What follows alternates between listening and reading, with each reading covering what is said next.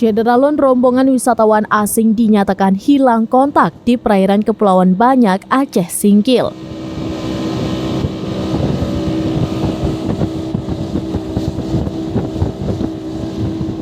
Wisatawan tersebut diduga terjebak cuaca buruk saat dalam pelayaran dari Nias Utara, Sumatera Utara menuju Pulau Pinang, Kecamatan Pulau Banyak.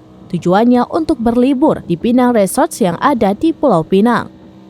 Sekretaris Satgas Search and Rescue atau SAR Kepulauan Banyak Yudhistira membenarkan informasi tersebut. Pada Senin 14 Agustus 2023, pihaknya sedang melakukan pencarian.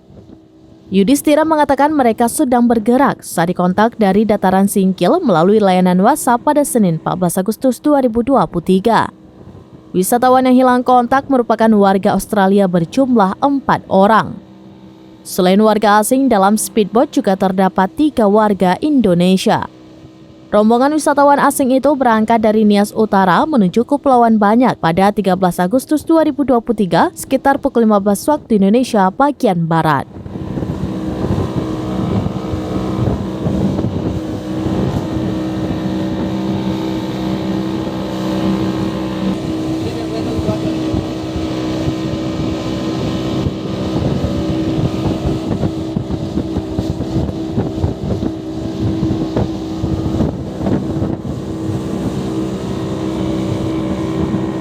Dari Aceh Singkil, Dede Rosadi, Serambines.com.